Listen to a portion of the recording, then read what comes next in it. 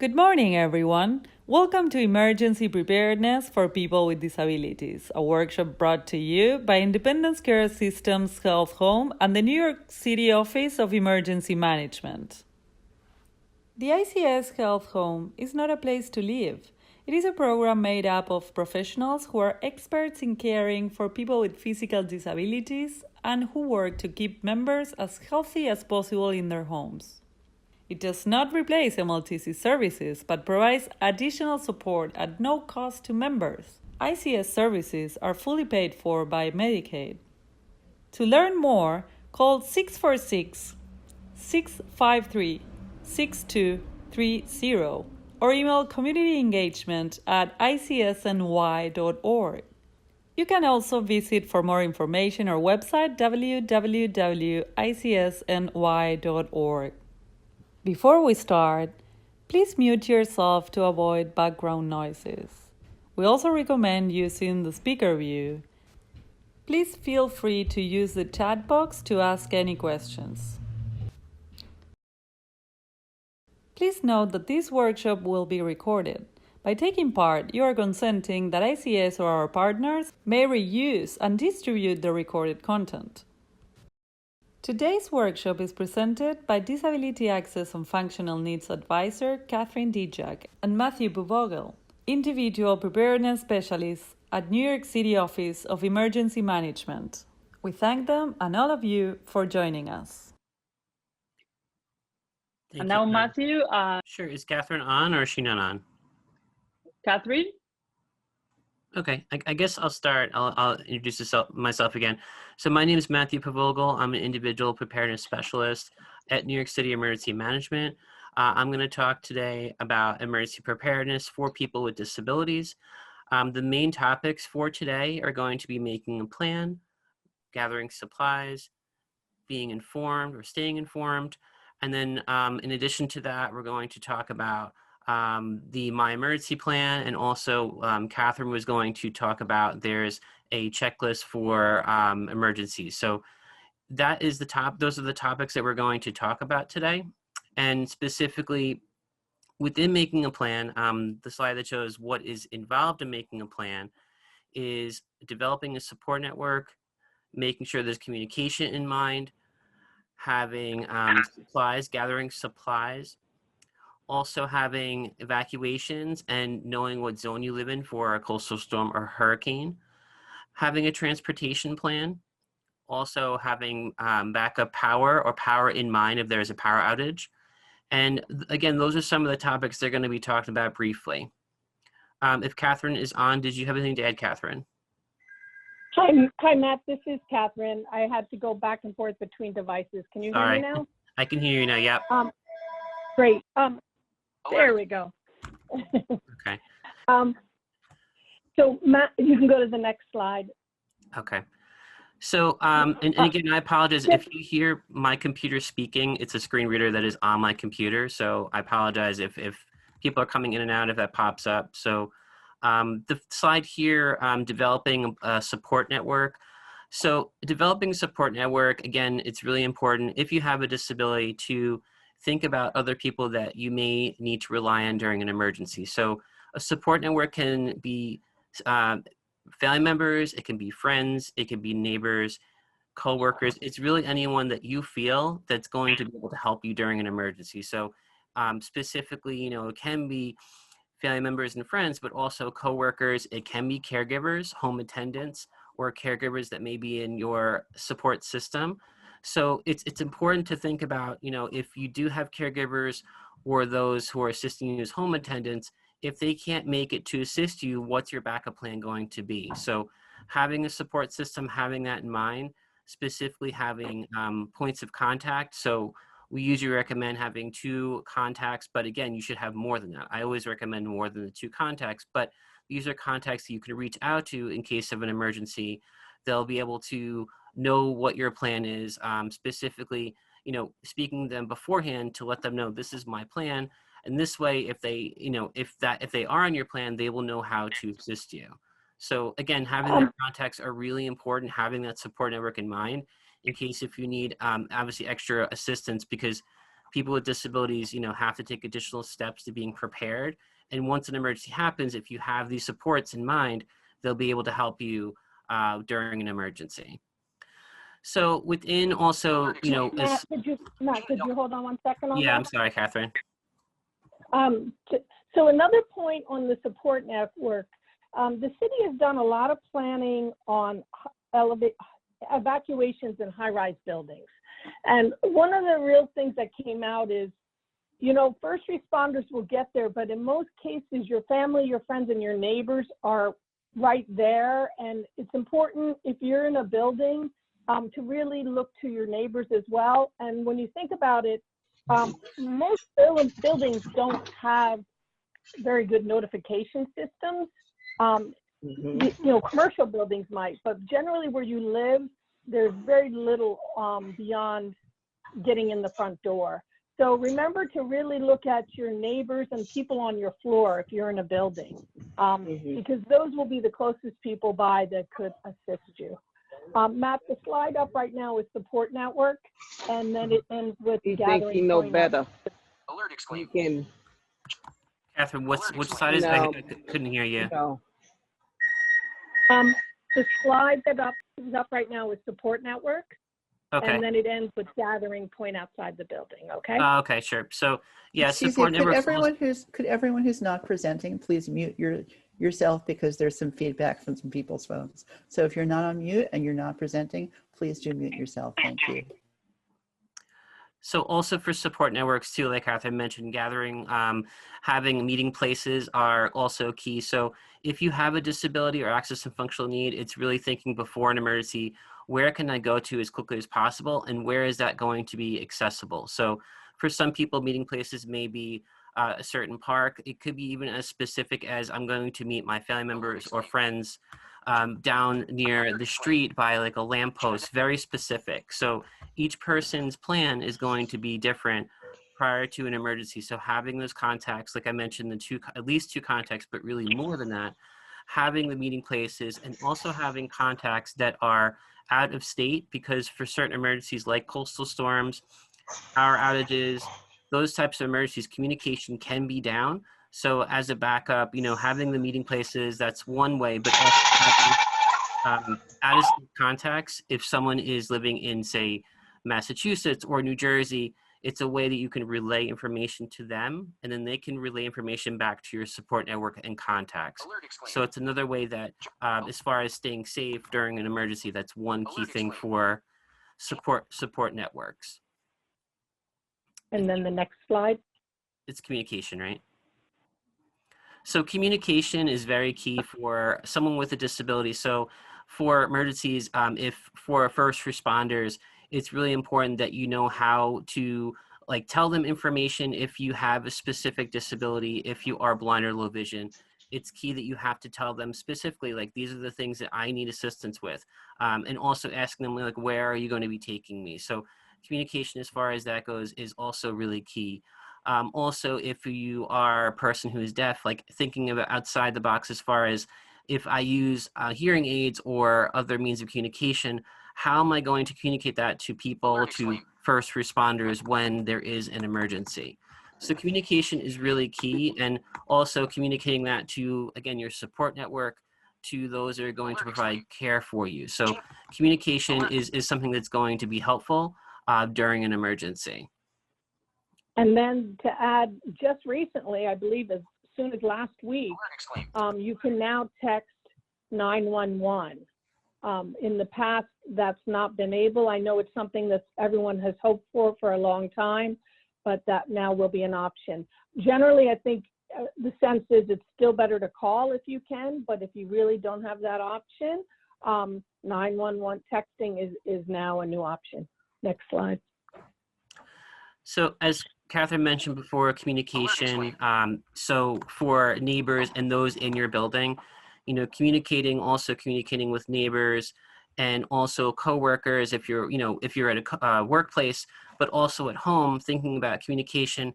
How am I going to evacuate when an actual emergency happens? So speaking to those in your building, but also speaking to those at your workplace, as far as being able to have them show you where the exits are, because for certain emergencies, evacuating is going to be key. And, these things, thinking beforehand, practicing beforehand is very important for someone who has a disability because, again, like I mentioned, additional steps are going to be needed. For myself, I'm actually visually impaired.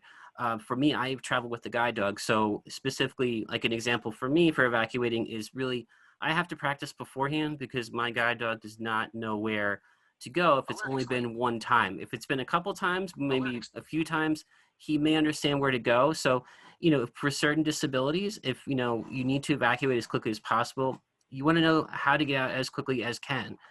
And again, speaking to your building management, because elevators do shut down during emergencies. So you want to speak to them to see whenever my elevator is going to shut down, if you're going to rely on that service, they're not always available during emergencies. So you want to see when are they going to actually shut down, and as far as what is my backup plan going to be. I also, to the previous slide, there's been a lot of effort to start really educating. Perfect, thank you. There's been a lot of effort to really start putting more pressure on residential buildings. I don't know how many of you are in apartment buildings, but there's a real sense that there needs to be more communication, and that building management and staff need to communicate with their residents, and the residents should be able to comfortably ask them questions. So that's something that we've been really pushing with the building community, real estate community. There's several new documents that the buildings now have to distribute. They've been lax in distributing them, but the fire department put out new guidance saying that they have to get them out. One is something that buildings do send out every year. That's an information sheet. It's a 1 or 2 page sheet, and it's the one that also has the window guards information. But that's an important document because it tells you whether your building is fireproof or not. And there is no such thing as a pure fireproof building, but it's important to know whether your building construction is considered fireproof or not, because that determines whether you should evacuate right away or whether you should stay in your building. So as you know, most of your commercial buildings, you stay put. They don't want you going down the hallways. Residential buildings, generally, if you see a fire escape outside, it's one of the ways to look and say, you know what, that's probably not a fireproof building. But talk to your building. They will be distributing residential guides as well as an emergency checklist. And I can go into that a little bit later. But it is important to ask them what their plans are regarding alarms.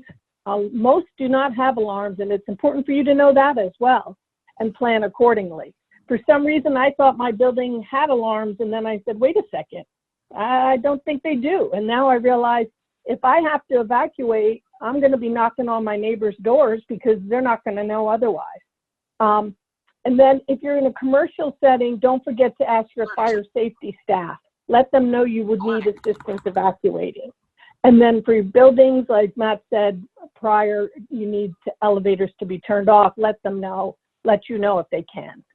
And then the next slide, Matt, goes to hurricane shelters and transportation. Sure. So for coastal storm, we actually are in coastal storm season currently right now.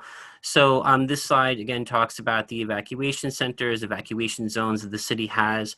So when there is a coastal storm, certain zones are going to have to evacuate, and those would be lower lying zones like zones 1 and 2. And usually the mayor would tell individuals throughout the city that, zones 1 and 2 should be evacuating. So the zones for the city, there's 6 zones for hurricane evacuation zones. And these zones are based on as far as how on the coastal storm and how much is going to affect those locations. So specifically, the city has a program that will actually provide education prior to a coastal storm called Know Your Zone. That's the program that the city provides. And also there through our website, nyc.gov/emergency management, and also through 311, you can actually find out your hurricane evacuation zone and also the closest evacuation center by using the hurricane evacuation zone finder. So these tools will help prior to an emergency. If you have a disability and you're thinking, okay, how am I going to get to those who are in my support network. How am I going to travel to the shelter if I have to? For the city, we recommend people going to their support network and contacts first. But if that's not an option, the backup is going to be the shelters throughout the city during a coastal storm. So that tool, the Hurricane Evacuation Zone Finder, will actually provide the zone. If you type in your address or call 301 and also tell them your address, they will tell you the closest evacuation center and the evacuation zone that you live in. So the accommodations for people with disabilities, the evacuation centers and shelters throughout the city are going to provide accommodations for people with disabilities. And also for the city, we also have trained staff to know how to work with people who have disabilities, the proper etiquette when someone does come to the shelter. So the accommodations that we do provide include, wheelchairs, walkers, canes, and crutches, also refrigerators for medication, and that's for people who are using insulin or any other medications that need to be refrigerated. For people who use wheelchairs, walkers, canes, and crutches, we provide them because if someone has to evacuate their home or apartment and they don't have their equipment, that's a means that we can provide those accommodations. In addition to that, we also provide signage throughout the shelter that talks about the accessible entrances, the accessible bathrooms, where the cafeteria would be, where the pet-friendly room is, also quiet rooms. So there's different locations within the shelter, and there is signage that tells people where those locations are. There's Braille on the signage for those who have low vision and who are blind. And the signage also provides that our office provides priority to people with disabilities to charge their durable medical equipment.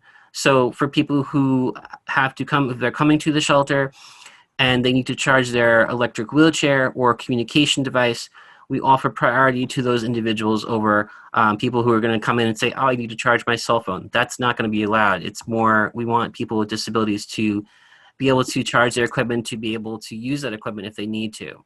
So that's one type of signage that we have in the shelter. Also, pets is really important for people who have disabilities. So pets or service animals. We have a pet-friendly room, like I mentioned, but also service animals. Like myself, I have a service animal. If you come to a shelter, we're going to allow service animals and we're not going to separate them. If someone says I have an emotional support animal, again, we're not going to separate them because we want everyone to be safe during an emergency. So in the past, all individuals, people with disabilities included, they thought that they couldn't evacuate because of their pets. And that's not true. The city offers pet-friendly locations in the shelter, so that is a possibility. So those are some of the options. Also for people who are deaf, we offer video remote interpretation. That's interpretation through a tablet, ASL interpretation. And also for people who are blind and low vision, if they come to a shelter, they're going to be offered orientation of the shelter. We have the orientation in Braille and also in audio format.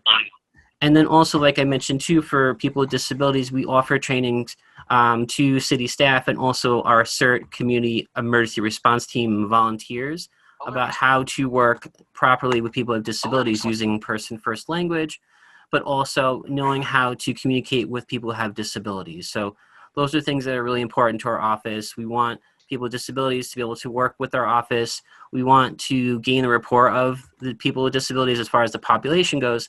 And we know if we use inappropriate language, we may lose that rapport, and we don't want that to happen. So there are certain terms that we steer away from when assisting people with disabilities. So those are some of the options within the shelter. Catherine, do you want to include anything else? There's a question in... Perfect. I was just going to say if we could go open the lines for a minute, because Sure. coastal storm season's here, and with COVID having happened, I'm guessing people might have some questions. Sure. And I have to do a shout out to Eric O for his dog being on screen when Matt was talking about pet plan. So thanks for the visual aid. What was the first question? Let's see, the questions on the chat. Yes, the COVID precautions at shelters. That's such a great question because I think it's on everyone's mind. We kind of went through an initial trial run during heat season. when there was the opportunity to have to open up cooling centers, and then we had to say, wait a second, we have to do things different nowadays. So we did much more spacing. We didn't open up as many centers, unfortunately, much more cleaning involved. So for coastal storm season, that's front and center in the planning. We will still open up shelters. So that will be for sure. So people should plan if they don't have any other options, by all means, still come to a shelter. However, if you have other options, your normal options, you may also want to confirm they're still available, because people might be a little bit more skittish about letting others into their home. So you might have to look a little harder at your different options you normally would use. But for shelters, we will be open. We will have additional health screening going on, so that if somebody does come in with symptoms, they won't be turned away, but they'll be directed to another option where they can still get away from the storm, but get their potential COVID needs addressed. So we will definitely be doing screening at all the evacuation centers. We're working very closely with the Department of Health and Mental Hygiene. We've also just sent several architects out to do test runs of our shelters on setting them up with additional distancing. If we have to use additional rooms, that'll happen. Additional cleaning going on for the restrooms.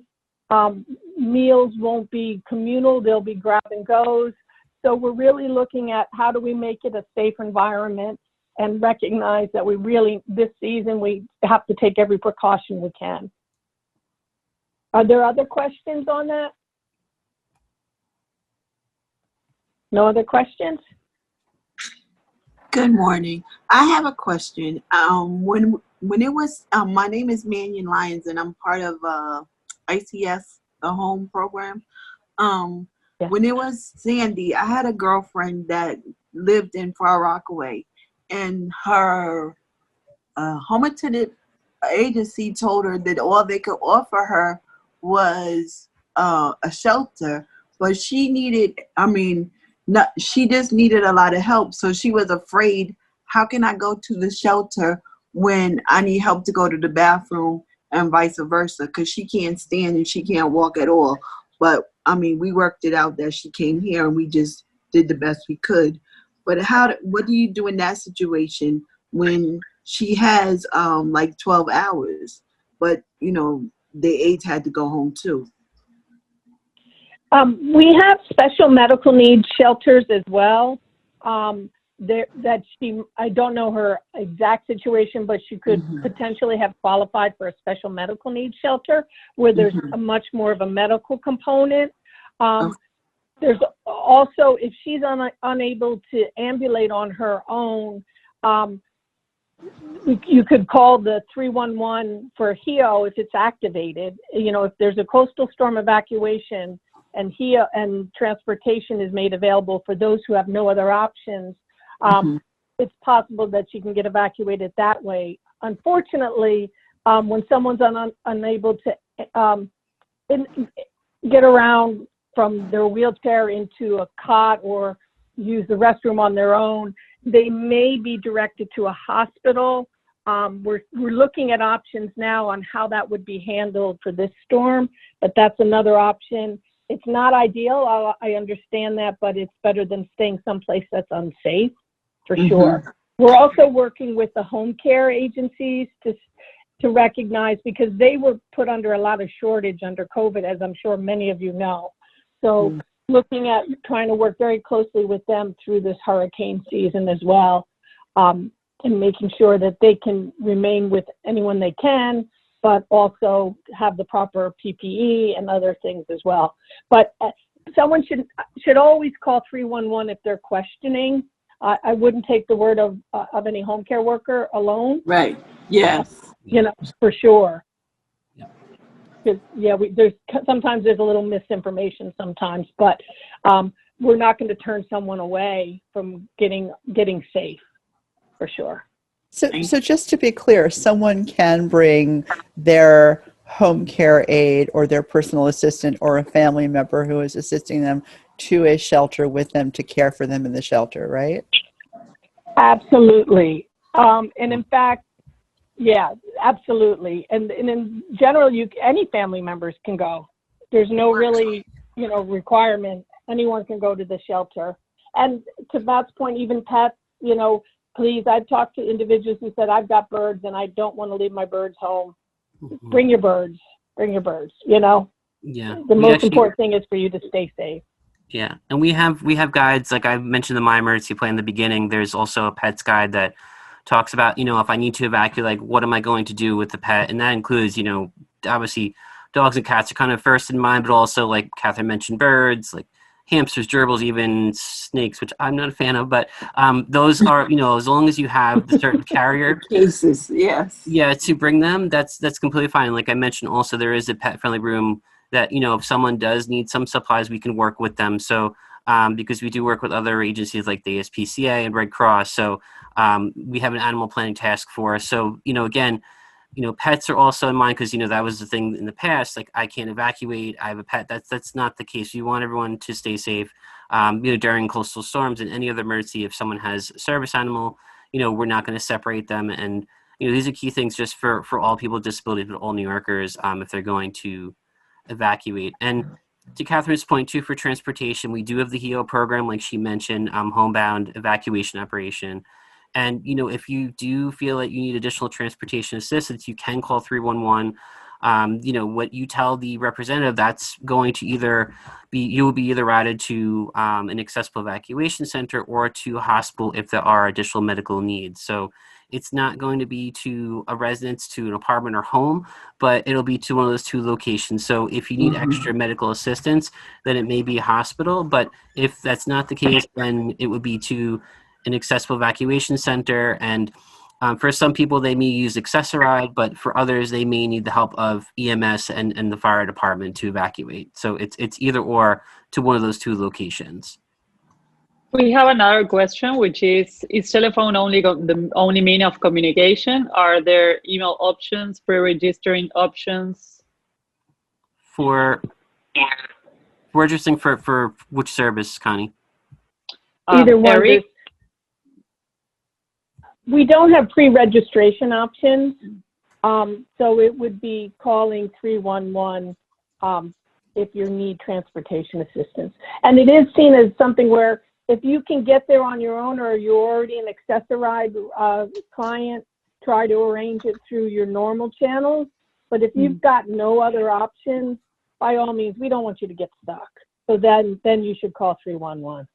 But I think it's important to try to identify your other options first, because 311 for the evacuation, we can't guarantee a certain time and it'll take a while. So, better if you have regular options, you might have more control over those.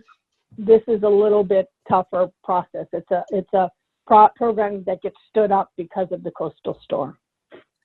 I was going to say the program, the homebound evacuation, is also, it's a last resort program. So in the booklets that we do provide during our presentations, and I sent you the attachment, the My Emergency Plan does go through like thinking about like what your other options might be, like how you do travel.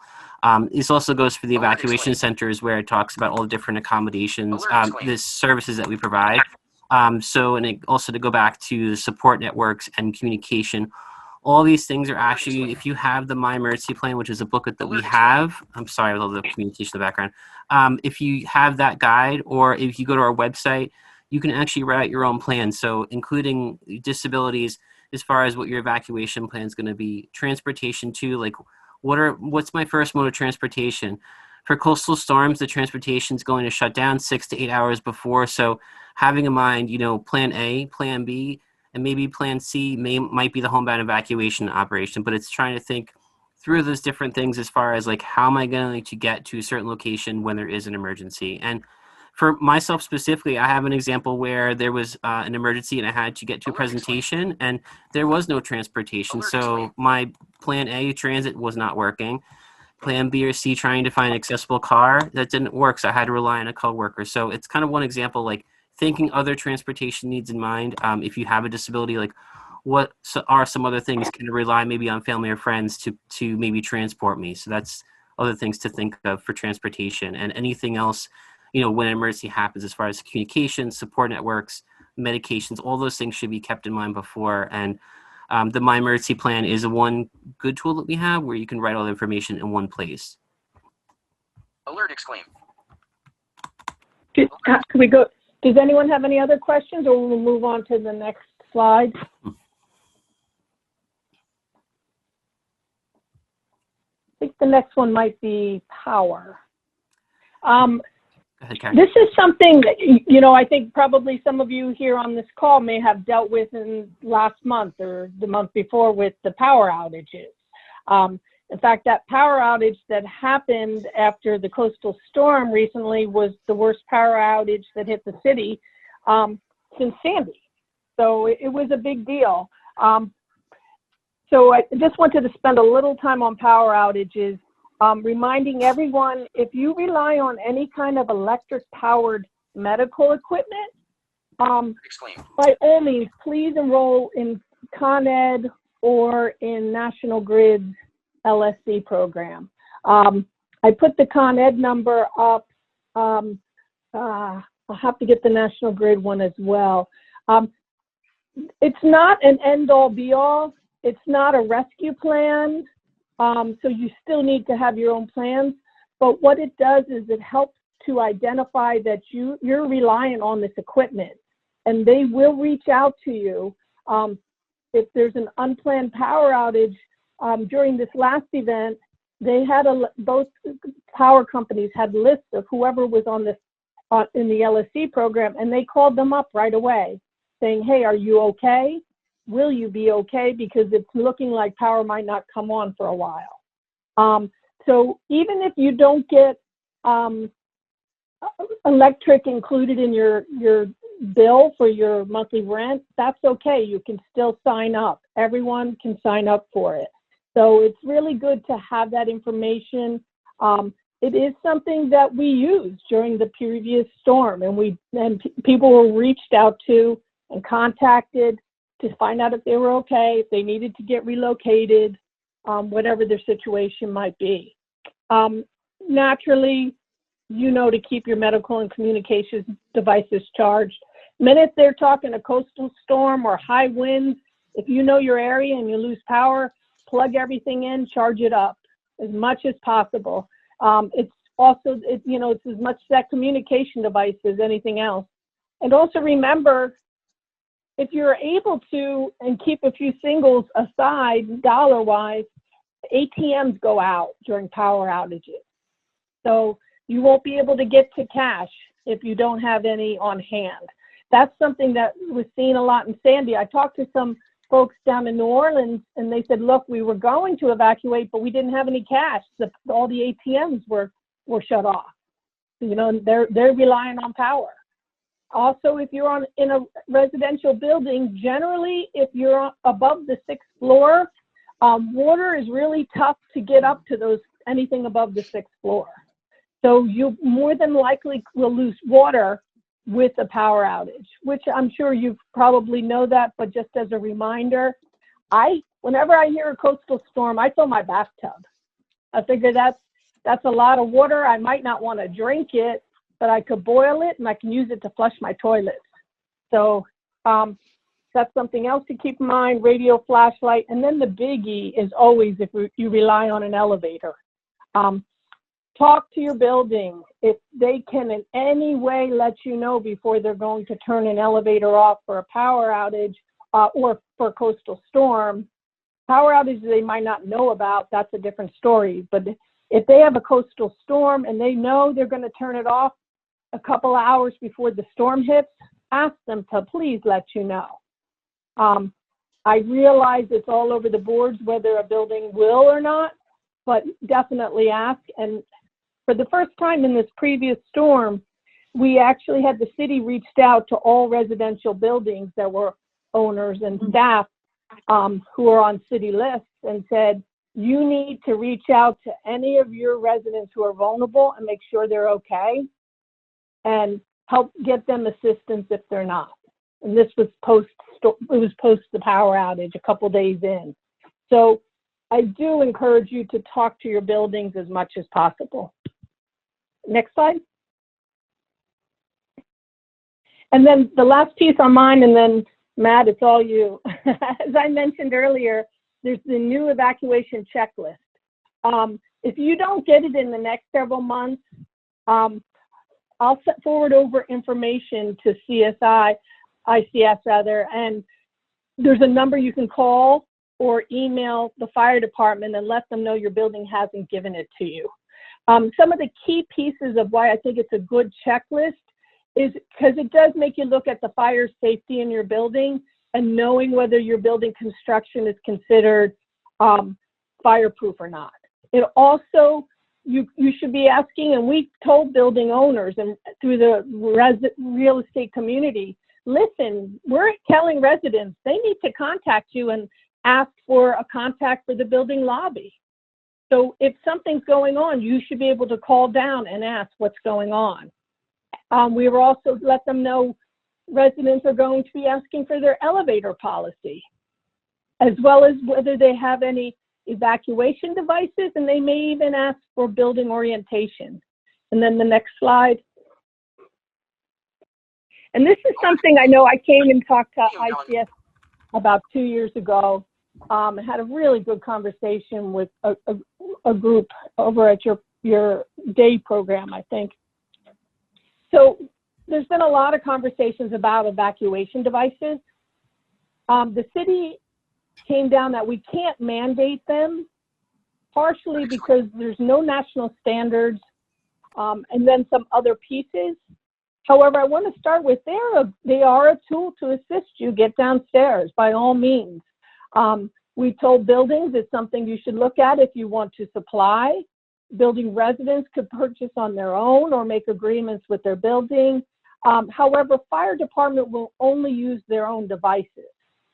So that's another reason that putting them out there, assuming fire's going to use them, in reality, you need to identify volunteers in your friends or family or the building who would be willing to assist you, and also making sure they're trained on how to use that device.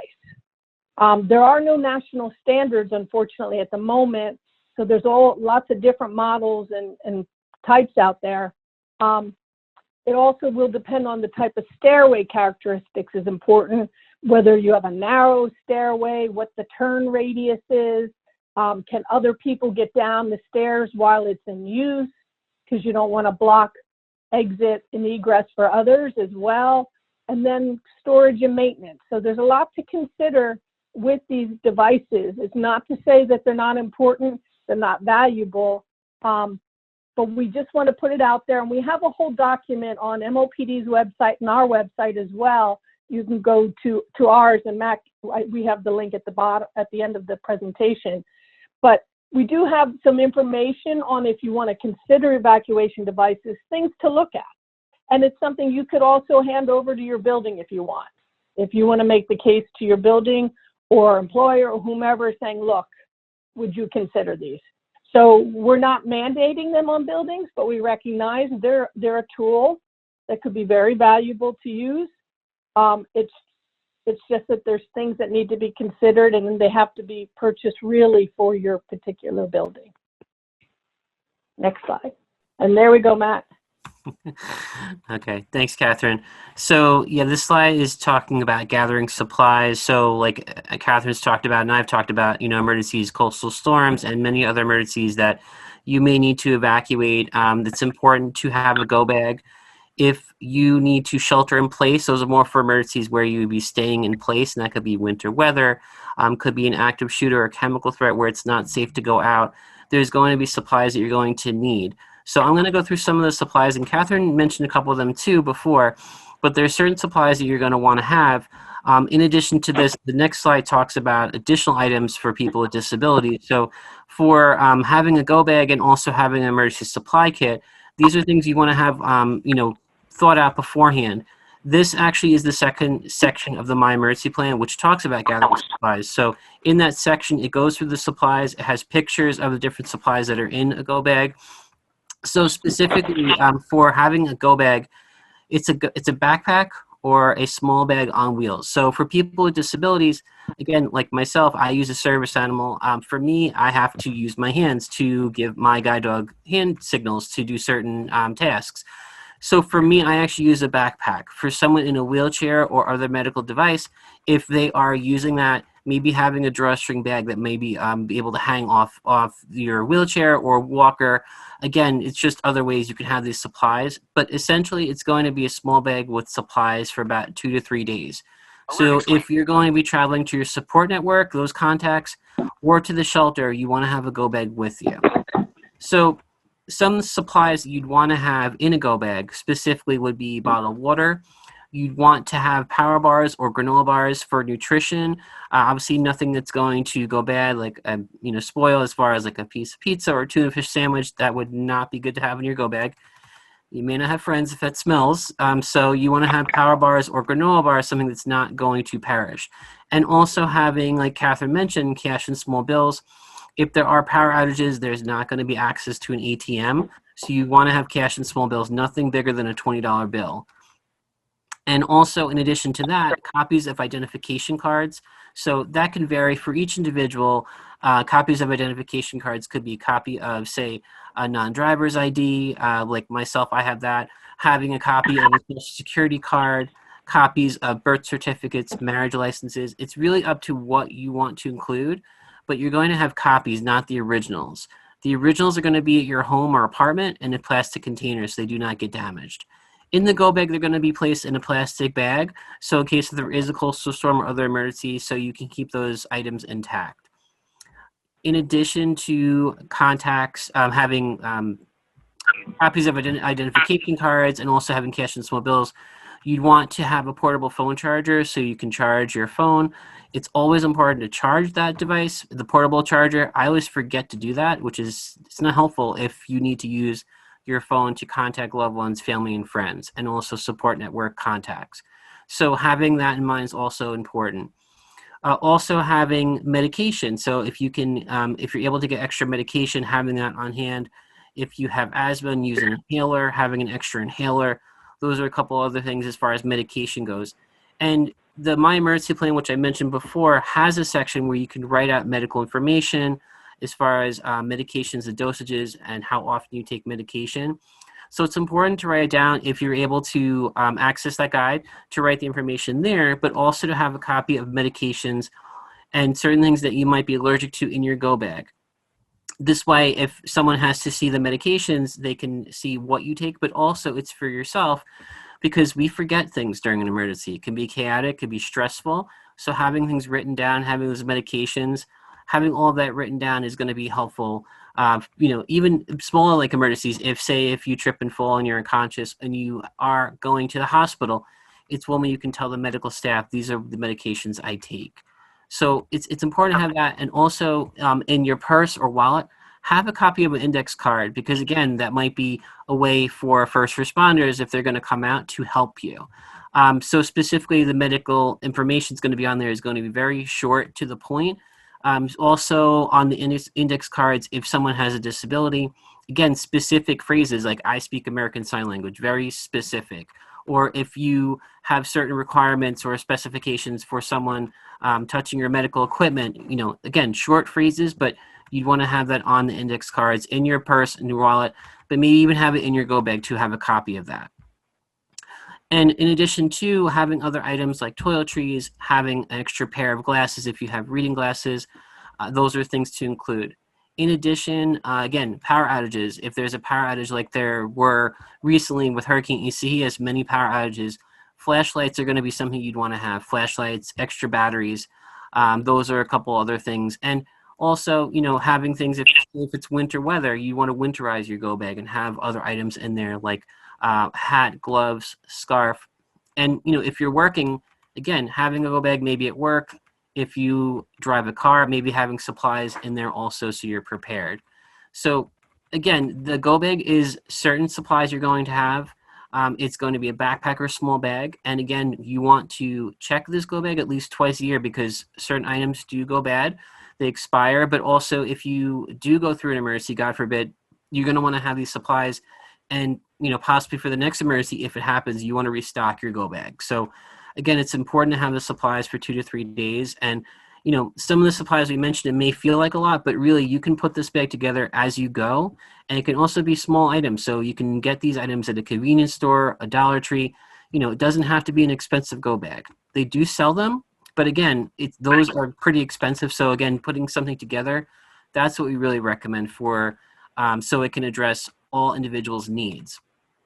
Go bags too also are going to address pets too. So people who have pets or service animals, they're going to have supplies for them too. If they're going to an evacuation center or shelter or to their loved ones, you're going to want to have items for your pets too or service animal. And that, you know, includes a copy of your pet, also their veterinary information, you know, a bowl, water, certain items like that, even a blanket. My guide dog loves sleeping on a blanket. If I don't have that, he's very angry at me and he's, you know, upset. So again, thinking, you know, for yourself, but also for your pets and service animals, because they are a part of the home too.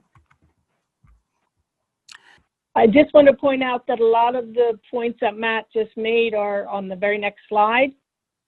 So Alert exclaim. you'll have that as well. Yep. I'll talk about Notify quickly. All there. Yeah. So this slide again, like Catherine. Sorry. Yeah, the next slide. And that's our last anyway. So yeah. So staying informed is for this slide, Notify NYC.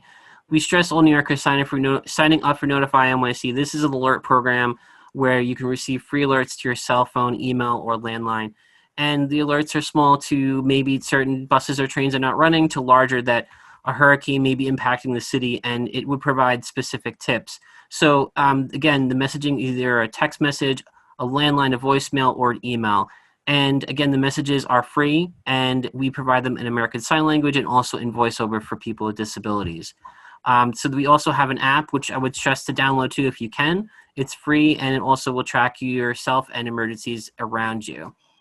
Separate from that is the Ready NYC app, which I talked a couple times about, the My Emergency Plan. This is an app that actually goes through the My Emergency Plan where you can fill it out yourself, your contacts, meeting places. There's a checklist of items that you put into a go bag. So it goes through those certain tips, and you can download it. It's free, and actually share it with loved ones, family members, and friends. Also, we will have links to all of these resources on our website, just so everybody knows. did anyone have any questions?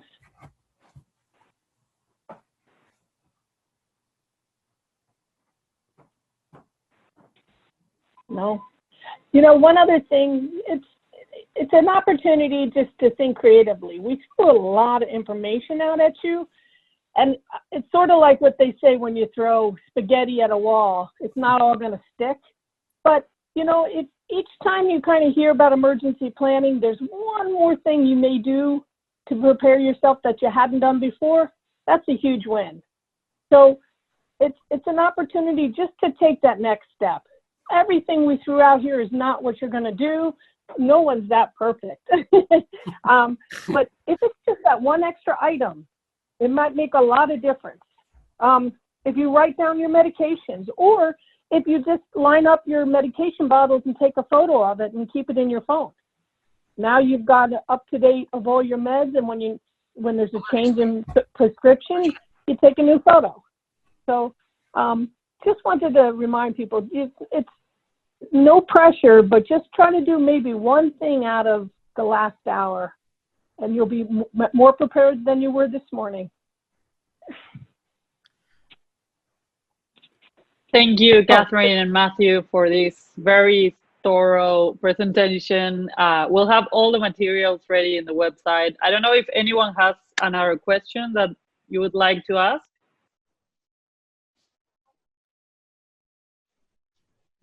Will we receive email with all the written information as displayed on screen? Yes, we'll have all the materials ready in our website.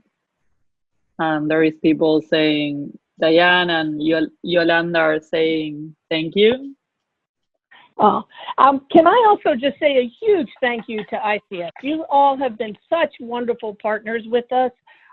We went through a lot of planning over the last several years and reached out to you all for help on testing how to get a wheelchair up a ramp properly without messing it up with the fire department, to asking advice on all sorts of plans we were developing.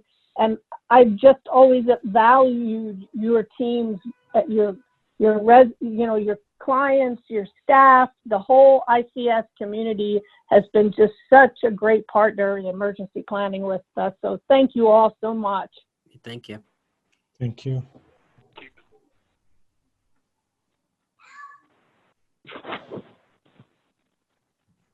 Have a great day, everyone.